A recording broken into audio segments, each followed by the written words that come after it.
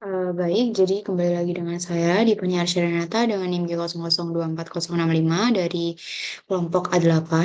Jadi untuk kasus 3 ini, Andre, seorang mahasiswa tingkat akhir merasa tidak nyaman setelah mengonsumsi makanan cepat saji selama sebulan penuh karena kesibukan menyelesaikan skripsi.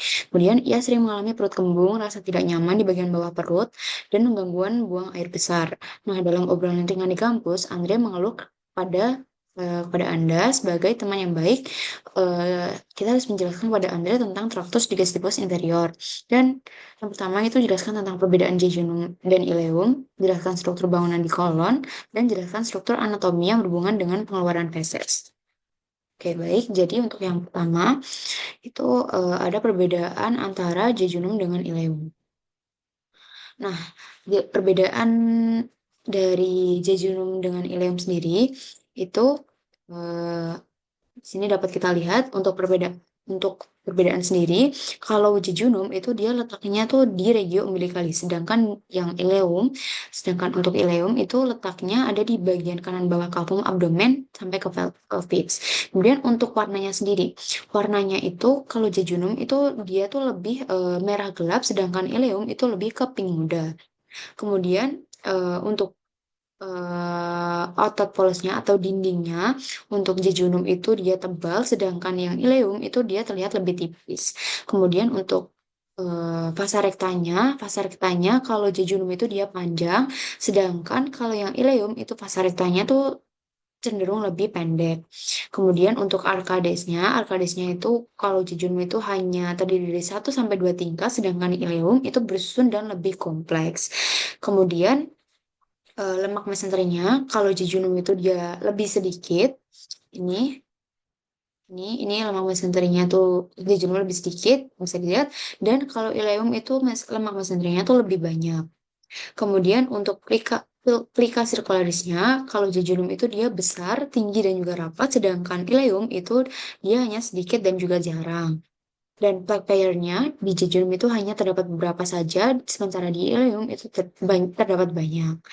Kemudian struktur dinding jejunum dan ileum dari luar ke dalam itu ada tunika serosa, ada muscularis, ada submucosa, dan juga tunika mucosa. Nah, eh, untuk jejunum dan ileum itu memiliki panjang sekitar 6 sampai 7 meter. Jejunum itu terletak 2/5 proksimal, sedangkan ileum itu di 3/5-nya. Sedangkan kemudian jejunum itu dimulai pada plexura 2 jejunal dan ileum berakhir pada plica ileocecalis atau junctura ileocecal. Kemudian kita berlanjut ke persoalan yang nomor 2. Yang nomor 2 tadi jelaskan struktur bangunan yang terdapat di kolon. Nah, di kolon sendiri ini di sini dapat dapat kita lihat di sini ada di bagian struktur bangunan umum di kolon itu ada sekum, ada maaf, ada appendix, kemudian ada tinea aumentalis, ada colon ascendens, ada colon transversal, terus ada eh, meso tinea mesocolica, terus ada mesocolon sigmoid, kemudian ada colon sigmoid, ada rectum. Nah, kolon kolon sendiri itu dibagi menjadi 4, ada colon ascendens, ini tadi kolon ascendens, kemudian ada kolon transversum, ini kolon transversum, kemudian ada kolon descendens, kolon descendens, kemudian ada kolon sigmoid. Nih. Kemudian eh,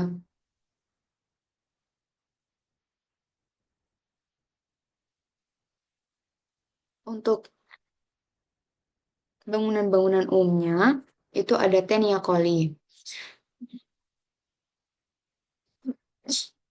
Maaf. Yang pertama ada Tenia coli. Tenia coli itu terdapat dibagi lagi menjadi 3 tenia. Ada Tenia mesocolica, ada Tenia mesocolica. Nah, ini ada Tenia mesocolica, kemudian ada Tenia mentalis dan juga Tenia libera. Ini Tenia libera. Nah, kemudian ada incisura dan juga haustra. Ini Haustra-nya dia terlihat lebih yang dia coklat-coklat ini, sementara insisuranya itu di bagian ininya jarak yang memisahkan antara Haustra ini. Kemudian ada plika semilunaris. Plika semilunaris ini ditutupi oleh mukosa yang ikut melipat dan tidak terdapat fili. Kemudian ada appendix epiploica, itu kantung-kantung kecil yang berisi lemak. Kemudian ada sulci paracoliki dextra et sinistra. Itu di lateral dari kolon ascendens dan juga descendens. Kemudian untuk yang